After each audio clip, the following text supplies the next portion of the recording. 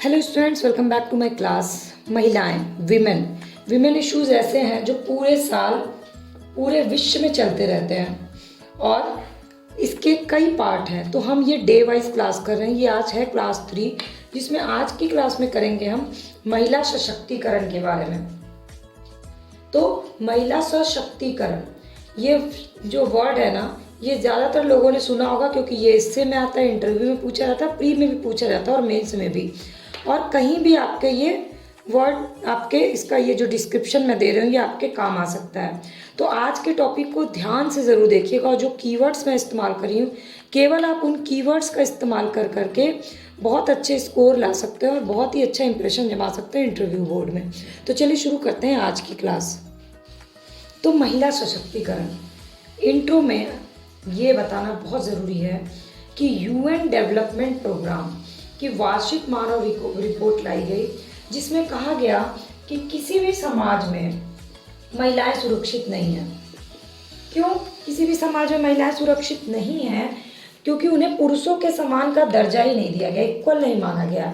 और जो उनकी व्यक्तिगत सुरक्षा होती है, यानी महिलाएं अपनी व्यक्तिगत सुरक्षा को लेके जन्म से लेके अपनी मृत्यु तक, कब्र तक इस टेंशन में रहती है कि उनकी व्यक्तिगत सुरक्षा उनके लिए मेन मुद्दा होता है। तो इसीलिए महिलाओं को एक असुरक्षित समूह का दर्जा दिया गया है यूएन डेवलपमेंट प्रोग्राम के द्वारा। अब जब असुरक्षित समूह है, उसका कारण क्या है? तो महिलाएं असुरक्षित समूह, इसका कारण है भेदभाव। अब भेदभाव कैसा? तो एक राइटर है इंद्राणी,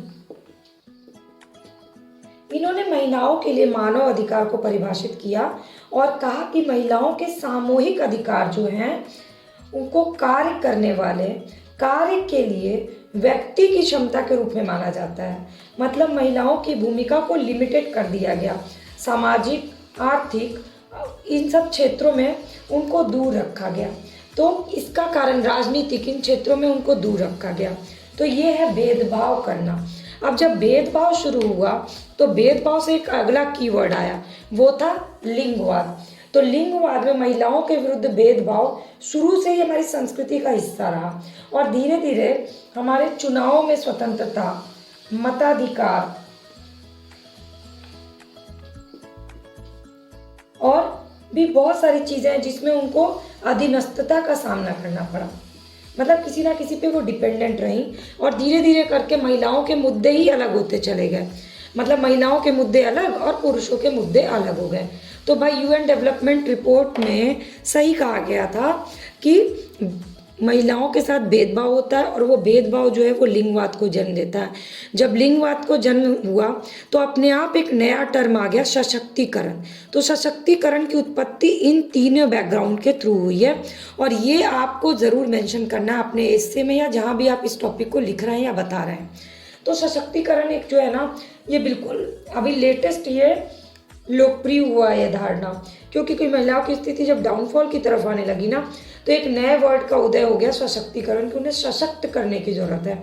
और बहुत ही सरल तरीके से मैं इसको बताती हूँ आपको इजी वे में, कि महिला सशक्तिकरण जो है ना, महिलाओं को हर क्षेत्र में इक्वालिटी का दर्जा देने के लिए। तो सबसे पहला क्षेत्र है आर्थिक क्षेत्र। तो महिलाएं जो है वो उत्पादक वर्ग में पहले ही थी, क्योंकि कृषि में जो है ना महिलाओं का योगदान होता है। लेकिन जैसे जैसे हमारा देश औद्योगिक होता गया, टेक्निकल होता गया, महिलाओं की भूमिका में कमी आती गई। क्यों? क्योंकि महिलाओं को उतनी शिक्षा ही नहीं दी गई थी। तो समझा गया कि महिलाओं को आवश्यक शिक्षा देना बहुत ज़रूरी है अगर उनको आर्थिक सशक्तिकरण करना है तो, क्योंकि उनकी शिक्षा ही उन्हें अच्छे रोजगार दे पाएगी। लेकिन भाई रोजगार भी मिल गया तो रोजगार में वहाँ समानता कहाँ होगी? तो अगली बात आई कि उन्हें समानता दी जाए, तभी उनका सशक्तिकरण होगा। ठीक है, तो ये है आर्थिक सशक्तिकरण का क्रम। महिलाएं उत्पादन में जुड़ी थी, फिर हमारा देश औद्योगिक हो गया, उनकी भूमिका कम होती गई। क्यों? क्योंकि उनमें शिक्षा की कमी थी, उनकी शिक्षा को आवश्यक माना गया।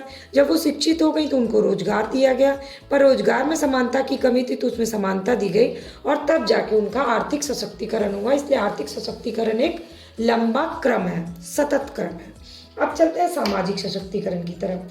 तो महिलाएं जो है ना, वो समाज का बहुत इंपॉर्टेंट हिस्सा है, क्योंकि हमारे समाज को, हमारे परिवार को बढ़ाने में सबसे प्रमुख भागीदारी किसकी होती है? महिला की भागीदारी होती है, और ये बात हमारा समाज बहुत अच्छे से जानता है। इसीलिए महिलाओं की समाज में भागीदारी, तो परिवार तो महिलाओं ने गतिशील कर दिया, बच्चे पैदा किए, लेकिन आय का प्रयोग भी वही करती हैं घर पर, घर के निर्णय लेके, घरेलू कार्य भी वही करती हैं, लेकिन उनको घरेलू कार्य के अलावा बाहर प्रतिबंधित किया जाने लगा। तो जब आर्थिक भागीदारी उनकी बढ़ने लगी तो फिर उनका सामाजिक सशक्तिकरण हुआ, और सामाजिक सशक्तिकरण में सबसे पहले उनको दायित्व के साथ साथ उनको कुछ अधिकार दिए गए, और अधिकार जब दिए जाएंगे ना तो ही वो सामाजिक रूप से सशक्त होंगी, क्योंकि समाज जो है ना सिर्फ दायित्व से नहीं चलता है, अधिकारों से भी चलता है। अब तीसरा है शारीरिक सशक्तिकरण। कहते हैं कि महिलाएं जो है ना शरीर से भले कमज़ोर हो, दिल से बहुत मजबूत होती हैं, ऐसा कई फिल्मों में भी डायलॉग दिया गया है। लेकिन शारीरिक सशक्तिकरण से मतलब है यहाँ पर स्वास्थ्य। जैसा कि मैंने पिछली क्लास में आपको डाटा के साथ बताया था कि महिलाओं की मृत्यु दर भारत में कितनी है और क्यों होती है, खासकर आफ्टर डिलीवरी डेथ। क्यों? क्योंकि उनको खाद्य की उपलब्धि नहीं होती है, उनके ज़िंदगी में खुशहाली की कमी है, वो बीमार ज़्यादा क्यों पड़ती है? क्योंकि डिलीवरी के बाद उनको प्रॉपर केयर नहीं मिलता है। ऐसे में इसके अलावा चूल्हे पे काम करने से धुएं की प्रॉब्लम होती है, वो धूप में भी काम कर लेती हैं, उनके शरीर में दर्द भी होता रहे, थक भी जाए तो भी वो काउंटेबल नहीं होता है कि उनको कोई बीमारी हुई है। ऐसे धीरे धीरे महिलाओं का स्वास्थ्य ढलान की तरफ जाता है। तो इसलिए महिलाओं को शारीरिक रूप से सशक्त बनाना सबसे ज़रूरी है, क्योंकि जब महिलाएं शारीरिक रूप से स्वस्थ होंगी तब भी वो आर्थिक और सामाजिक रूप से सशक्त हो पाएंगी। अब चलते हैं मनोवैज्ञानिक सशक्तिकरण। तो विश्व के तीसरे देशों में महिलाओं के लिए आम बात है कि वो समाज में अपनी स्थिति के लिए आज भी फाइट कर रही हैं।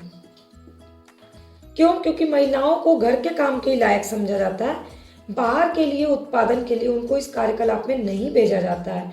तो इसके लिए उनके मनोवैज्ञानिक सशक्तिकरण की ज़रूरत है।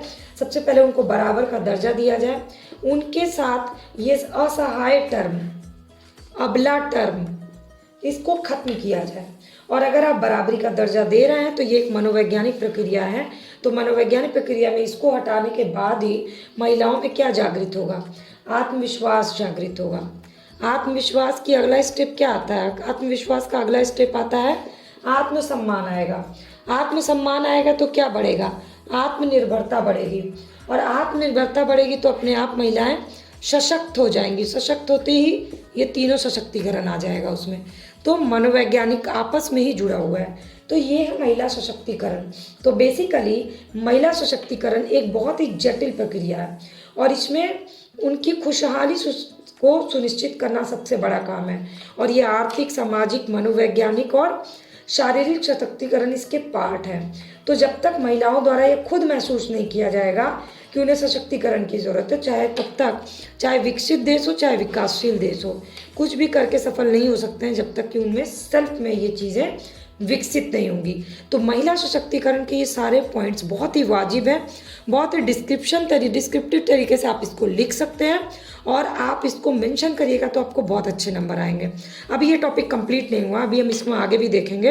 अगर आपको वीडियो अच्छी लग रही होगी तो लाइक, अपने व्यूज़ मुझसे शेयर करिए कमेंट सेक्शन में, अपने फ्रेंड्स से इस वीडियोज़ को शेयर करिए, और चैनल को सब्सक्राइब नहीं किया तो सब्सक्राइब करके बेल आइकन को प्रेस कर लीजिए। चलिए अब आगे देखते हैं। अब महिला के विकास या महिला सशक्तिकरण की धारणा अचानक से इतनी फेमस क्यों हो गई?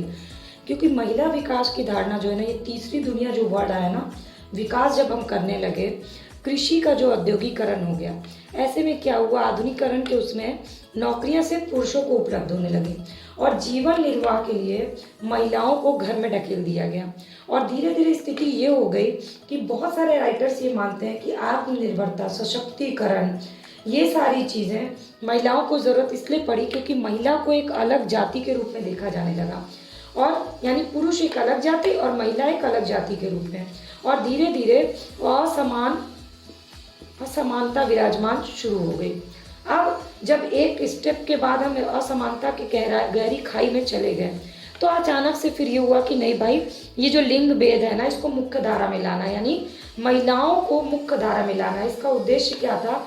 इसके लिए था कि किसी भी संगठन में लिंग समानता होनी चाहिए, महिलाओं के लिए हमेशा सकारात्मक कार्रवाई हो किसी भी मुद्दे पर, और सभी पुरुष शक्ति को, महिला शक्ति को सेम समझा जाए। तो यानी ये नारीवाद शब्द जो है ना, ये उत्पत्ति पुरुषवाद के चक्कर में हुई है। ना पुरुषवाद शब्द आता, ना नारीवाद का उदय होता। दोनों एक दूसरे के पूरक हैं, एक दूसरे के ही कारण उत्पन्न हुए हैं। धीरे धीरे क्या हुआ, महिलाओं के लिए लक्ष्य बनाए जाने लगे। क्यों? क्योंकि भाई पुरुष और स्त्री को समानता की जरूरत है, इसलिए महिलाओं की दशा में परिवर्तन किया जाए और असमानता की जो जड़ है ना, उसको खत्म की जाए। अब असमानता की जड़ पता करना बड़ा मुश्किल था, तो मैंने पिछली 2 क्लास में आपको पूरा महिलाओं के इतिहास के बारे में आपको पूरा डिटेल में बताया। आप चाहें तो उसको देख सकते हैं। बेसिकली ये सभ्यता और संस्कृति का मुद्दा था, जो मैंने पूरी कहानी बताई है। अब महिलाओं को निर्णय लेने का अधिकार ज़्यादा नहीं था, तो सबसे पहले तो उन्हें निर्णय लेने का अधिकार दिया जाए। तो पहले तो परिवार में निर्णय लेना होता है, फिर किसी संगठन में। तो निर्णय लेने के बाद भी इसको मानते कितने लोग हैं, इस पे मैटर करता है। इसके बाद आया कि पितृसत्ता को भगवान की देन जो माना जाता था, वो मानना बंद किया जाए, महिलाओं को भी माना जाए, मतलब मान्यता दी जाए, और महिलाओं को सभी स्तर पे प्रतिनिधित्व दिया जाए। क्यों नहीं है भाई वो प्रतिनिधित्व के लायक, उनको प्रतिनिधित्व देने की ज़रूरत है। तो ऐसे में पितृसत्ता जो पुरुष द्वारा नियंत्रित होती थी, उसमें अलग हट करके उसमें महिलाओं की गतिशीलता बढ़ाने की बात की गई, क्योंकि महिलाओं की भागीदारी बहुत ज़रूरी थी।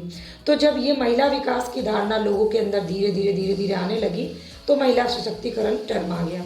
लेकिन अब जब विकास की धारणा आ गई है, तो विकास के मुद्दे क्या क्या है वो भी तो जानना जरूरी है। तो अब चलते हैं विकास के मुद्दों की तरफ। ज़्यादा टाइम नहीं लेना है, 15 मिनट में हम एक टॉपिक को ख़त्म कर रहे हैं, सोशल इश्यूज़ के। तो विकास के मुद्दे में सबसे पहले आता है महिला गरीबी। तो आपको एक डाटा के थ्रू मैं बताती हूँ।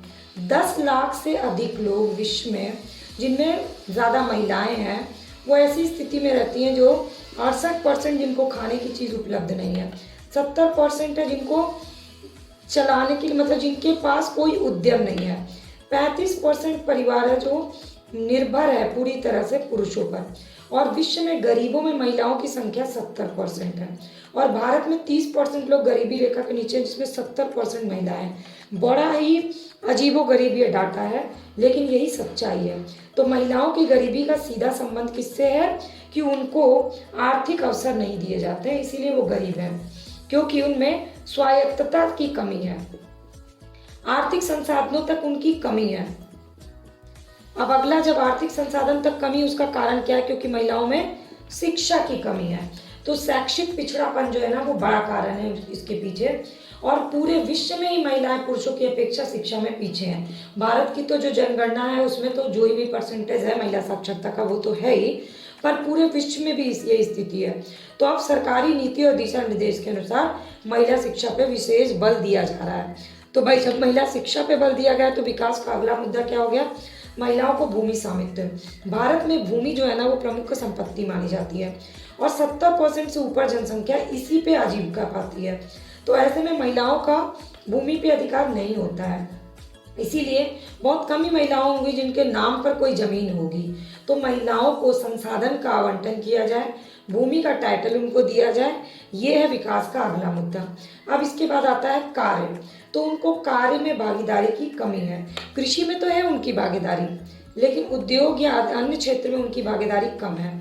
यानी संगठित और असंगठित दोनों क्षेत्रों में उनकी भागीदारी, और साथ ही साथ भागीदारी में उनको बराबर से मजदूरी मिलना। और भारत में महिलाएं सप्ताह में 70 घंटे काम करती हैं, जबकि पुरुष सप्ताह में 55 घंटे काम करते हैं। तब भी पुरुष जो है उसके बदले में कमाते हैं, और महिलाएं जो है वो घर में काम करती है, इसलिए उनका काउंटेबल नहीं होता है। इसीलिए ये कार्य का भी जो है ना, वो बराबर से बंटवारा नहीं है, ये भी विकास का मुद्दा है। अगला है स्वास्थ्य सेवाएं। तो स्वास्थ्य में मैंने आपको डिटेल में बता दिया महिलाओं के स्वास्थ्य की कंडीशन, उसी को मेंशन करते हुए लिखना है कि स्वास्थ्य नीतियां किस हिसाब से बनाई जानी चाहिए, क्योंकि 70,000 महिलाओं की मृत्यु होती है, और खासकर गर्भावस्था और गर्भ के बाद मृत्यु होती है। तो भारत में स्वास्थ्य देखभाल प्रणाली में महिलाओं पर विशेष जोर देने की जरूरत है, क्योंकि अगर महिलाओं का स्वास्थ्य बिगड़ेगा तो हमारी अगली जनरेशन भी खराब होगी।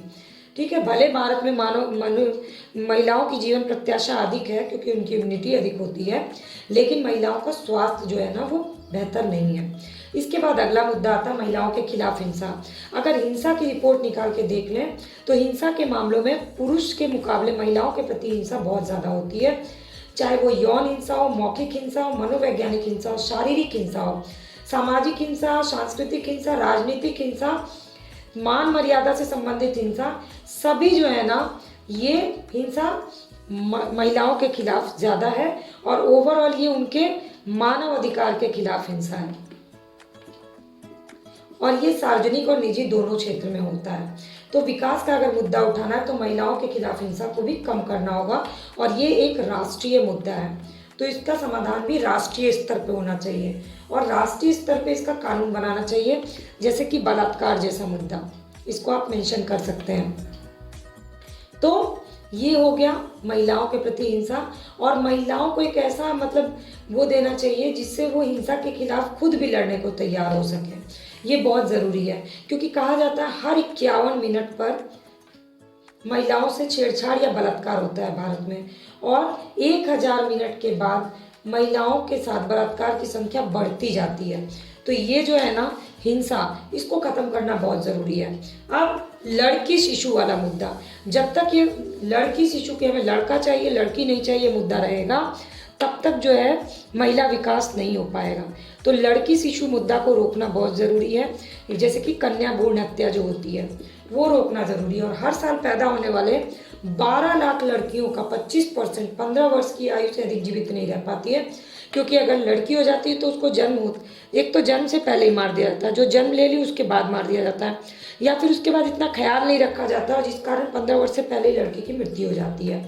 तो लड़की शिशु को जो प्रॉब्लम है उसको रोकना बहुत ज़रूरी है और हमारे संविधान के अनुच्छेद 14-15 में भी ये बात कही गई है और तभी जो है ना लिंगानुपात जो है वो हम सही कर पाएंगे।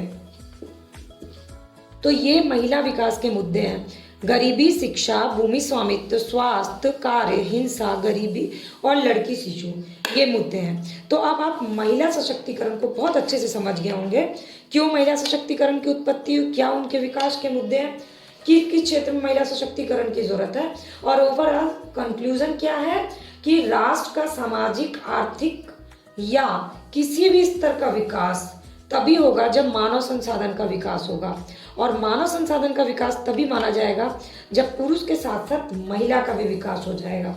तो महिला और पुरुष जब दोनों विकसित होंगे तो ही हमारा देश जो है ना वो विकसित होगा। ये आपको कंक्लूजन में लिखना है, कंक्लूजन हमेशा पॉजिटिव होना चाहिए। अगर आपको ये पूरी वीडियो अच्छी लगी होगी तो प्लीज़ लाइक बटन प्रेस करना मत भूलिएगा और कमेंट करके अपने व्यूज़ मुझसे ज़रूर शेयर करिएगा।